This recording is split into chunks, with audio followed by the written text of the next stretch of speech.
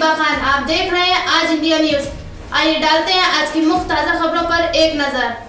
Madhya Pradesh Congress committee के अध्यक्ष माननीय जीतू पटवारी जी के आह्वान पर आज ब्लॉक कांग्रेस कमेटी, शहर कांग्रेस कमेटी महतपुर के संयुक्त तत्वाधान में क्षेत्र के लोकप्रिय विधायक श्री दिनेश जैन बोस की उपस्थिति में भारतीय सेना के बारे में अनर्गल एवं अशोभनीय टिप्पणी करने वाले मध्य प्रदेश की भाजपा सरकार के मंत्री विजय शाह एवं उप मुख्यमंत्री जगदीश देवड़ा का विरोध स्वरूप पुतला दहन किया गया, जिसमें प्रदेश कांग्रेस कमेटी सदस्य रणछोड़ त्रिवेदी, प्रदेश कांग्रेस सचिव अल्पसंख्यक विभाग हाजी यूनुस परवेज, शहर कांग्रेस अध्यक्ष सगीर बेग, जिला प्रवक्ता अरुण बुरड़, ब्लॉक अध्यक्ष भरत जोशी, गजराज सिंह पंवार, कमल सिंह, युवा कांग्रेस अध्यक्ष हेमंत सिंह, पार्षदगण अनिल आचलिया, रईस कुरैशी, पूर्व ब्लॉक अध्यक्ष हीरालाल आंजना, सोनू जाट सहित सैकड़ों कार्यकर्ता उपस्थित रहे एवं कार्यक्रम को सफल बनाया। आज इंडिया न्यूज 24। बदल दो, ताज बदल दो, बेईमानों का राज बदल दो।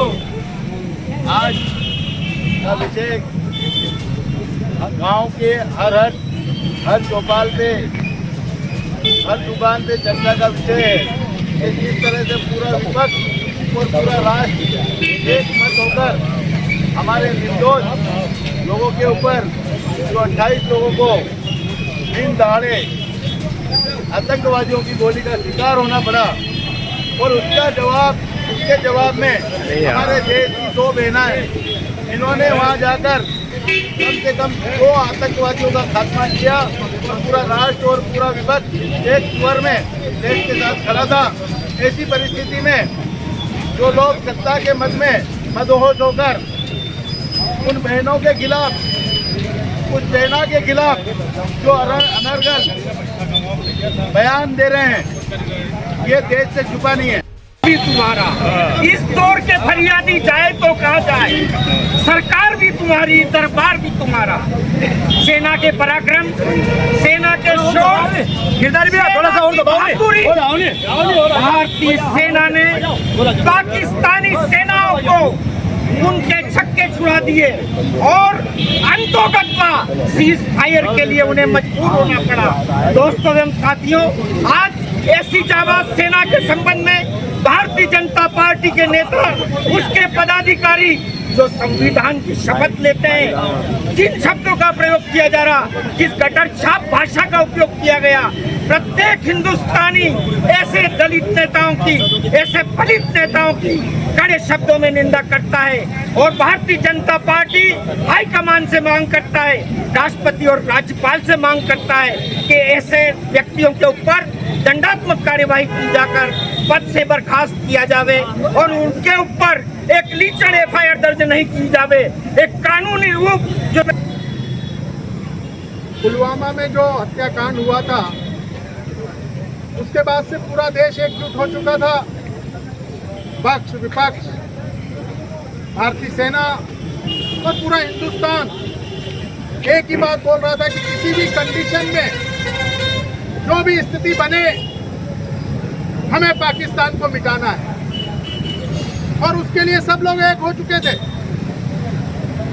हमने पहला वाला ऑपरेशन भी किया, उनके आतंकवादी अड्डे उड़ाए, और उसके बाद जैसे युद्ध शुरू हुआ,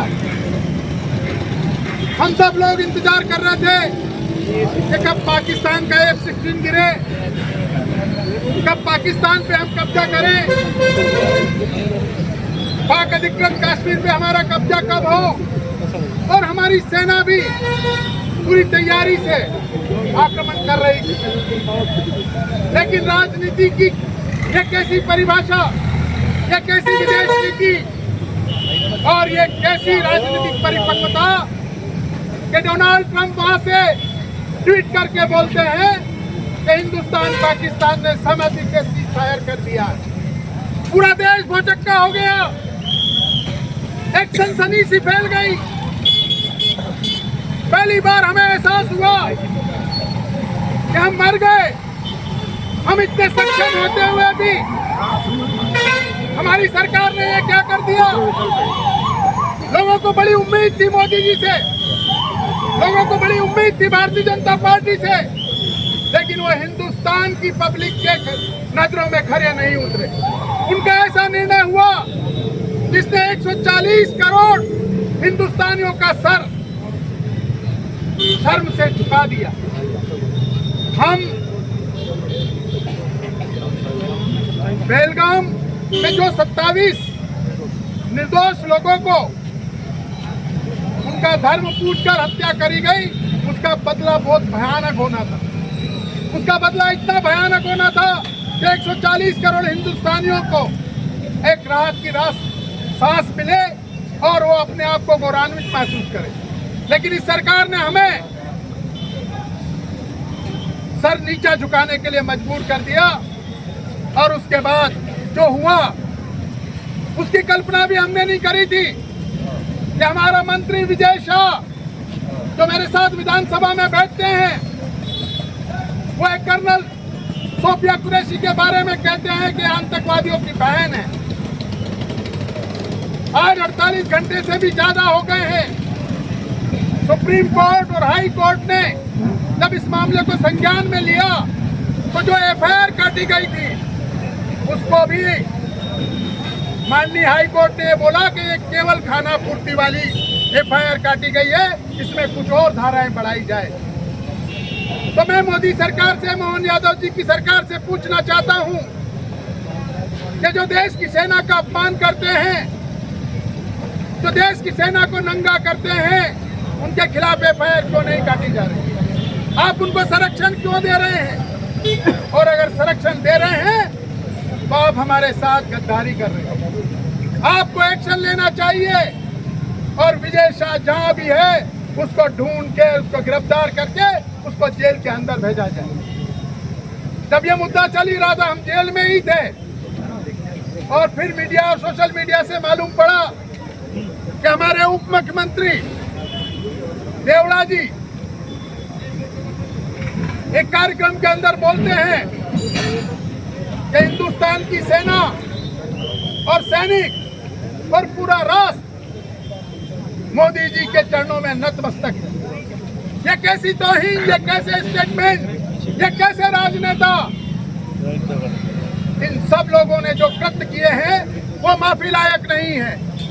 एक तो हमें हार का मुंह देखना पड़ा और हमारी सेना जीतने के लिए तैयार थी, लेकिन राजनीतिक इच्छा शक्ति के कारण अपन वो जीत हासिल नहीं कर पाए।